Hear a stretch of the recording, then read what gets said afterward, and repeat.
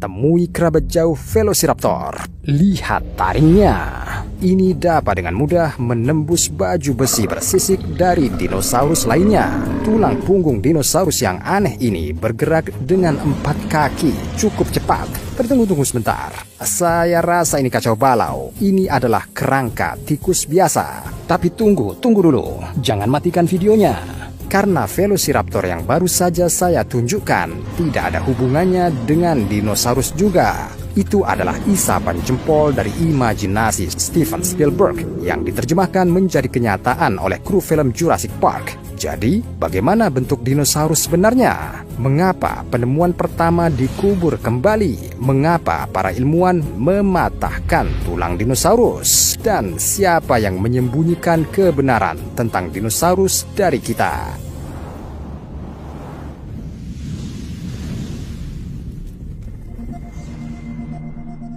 Sumber utama pengetahuan kita tentang dinosaurus adalah sisa-sisa tulang, jejak kaki yang langka, dan potongan kulit yang membatu. Dari fragmen ini Anda dapat membuat apa saja. Tidak hanya gambar dinosaurus yang biasa kita semua gunakan, apalagi jika pengetahuan Anda tentang paleontologi macet di suatu tempat di abad ke-17. Karena saat itulah, pada tahun 1677, tulang dinosaurus pertama ditemukan oleh Robert Plot, seorang profesor kimia di Universitas Oxford. Namun, dia tidak pernah menyadari makhluk apa itu. Awalnya, dia mengira itu adalah beberapa spesies gajah yang dibawa ke Inggris oleh orang Romawi. Beberapa saat kemudian, Plot sampai pada kesimpulan bahwa itu adalah kerangka manusia yang tenggelam. Asumsi bahwa tulang ini mungkin milik hewan purba muncul hanya 150 tahun kemudian. Pada 1815, profesor lain di Universitas Oxford, William Buckland, dalam salah satu perjalanannya, dia menemukan fragmen rahang milik hewan yang sebelumnya tidak dikenal. Buckland mengira itu adalah rahang beberapa reptil prasejarah. Dia menyebutnya Megalosaurus. Namun, penemuannya tidak menarik popularitas. Pada 1850, keluarga Temperley menemukan kerangka Ichthyosaurus yang terawat baik. Awalnya, mereka membawanya pulang, berniat mempelajari benda aneh itu dengan cermat. Tetapi keluarga Temperley adalah orang-orang yang sangat religius. Penemuan itu dianggap merusak iman. Itu sebabnya mereka membawa tulang-tulang itu ke tambang dan menguburnya. Ichthyosaurus menghabiskan 1,5 abad lagi di tanah. Baru pada tahun 2014, keturunan Temperley menggali dan memulihkan kerangka itu. Di Victoria, Inggris, belum ada yang mendengar tentang evolusi. Karenanya, semua fosil yang bertentangan dengan doktrin agama pada umumnya dijuluki kebiasaan alam. Tulang dan gigi dinosaurus dianggap kerangka ikan raksasa, dan segala sesuatu yang berada di luar pandangan dunia umum langsung kembali ke asalnya, tanah. Tampaknya, ilmuwan zaman Victoria membayangkan dinosaurus seperti ini.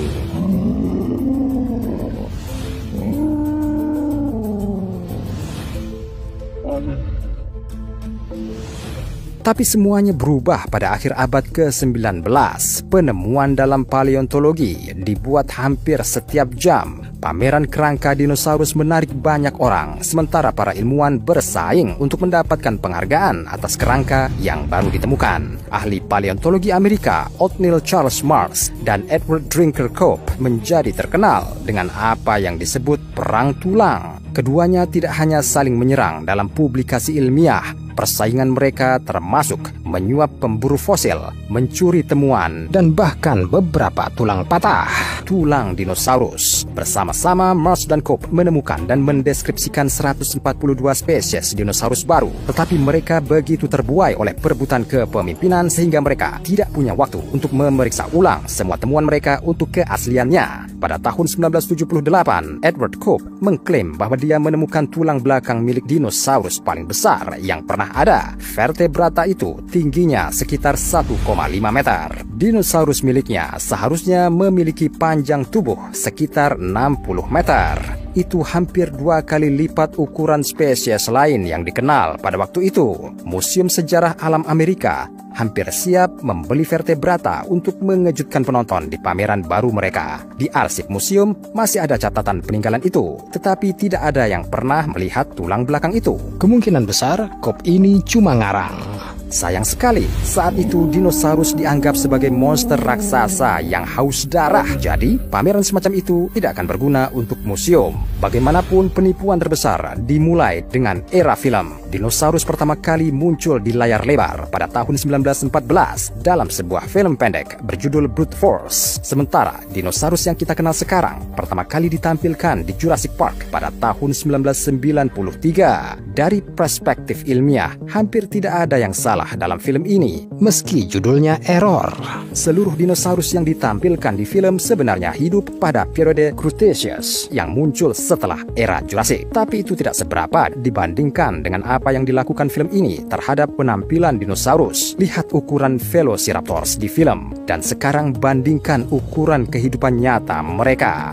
Mungkinkah pembuat film tidak mengetahuinya? Tentu mereka juga tahu, dan kru lainnya yang memproduksi film serupa juga tahu itu. Bahkan ada seorang konsultan sains di lokasi syuting Jurassic Park, Jack Horner, yang seorang ahli paleontologi. Tetapi Steven Spielberg yang menyutradarai film tersebut berpikir bahwa dinosaurus yang realistis tidak akan terlihat menakutkan dan tidak akan sukses di box office. Dan itulah mengapa mereka berubah menjadi reptil bergigi raksasa. Tapi kenyataannya tidak semua dinosaurus itu reptil.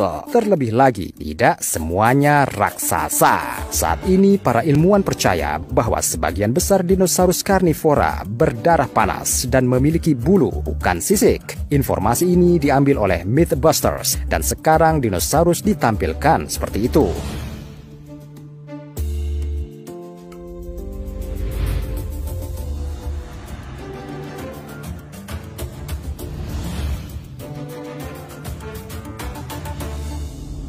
Jika sebelumnya dunia perfilman menyesatkan kita dalam hal tampilannya untuk membuat kita menikmati visualnya, kini saluran sains populer melakukan hal yang sama hanya untuk membuat kita menontonnya. Dan sekali lagi, bagaimana rupa dinosaurus sebenarnya? Meskipun ada banyak tulang yang terpelihara dengan baik, mengembalikannya merupakan tugas yang cukup berat. Untuk mengubah ini ke ini, kita perlu memahami cara kerja ligamen dan otot mereka, berapa banyak lemak subkutan yang ada, dan tekstur kulit apa yang mereka miliki. Dalam hal ini, para ilmuwan dapat menggunakan penelitian tentang fosil dan mencoba membuat model biomekanik digital. Misalnya, seekor Tyrannosaurus dulu digambarkan sebagai hewan yang hampir ortograde, berjalan tegak. Sekarang para ilmuwan mendapati bahwa tubuhnya ditempatkan sejajar dengan tanah. Dinosaurus memiliki otot yang berkembang dengan baik dan lemak subkutan hampir nol. Tyrannosaurus dapat membunuh mangsanya hanya dengan bantuan rahangnya. Itu sebabnya mereka memiliki otot leher yang kuat.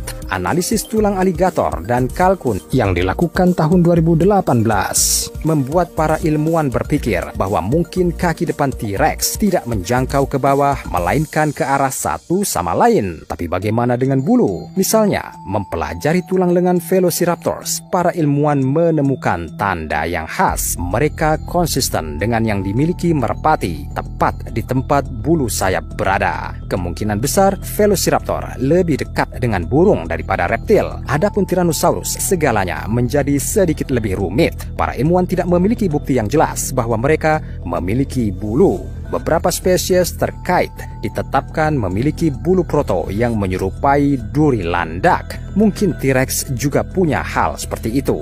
Karenanya, tampaknya mereka lebih mirip hewan pengerat raksasa daripada reptil atau burung. Ini tidak membuat mereka kurang menakutkan atau berbahaya. Bagaimana pendapat Anda? Manakah dari versi T-Rex yang menurut Anda lebih mengintimidasi? Ikan Tyrannosaurus, T-Rex parrot, atau tikus prasejarah raksasa?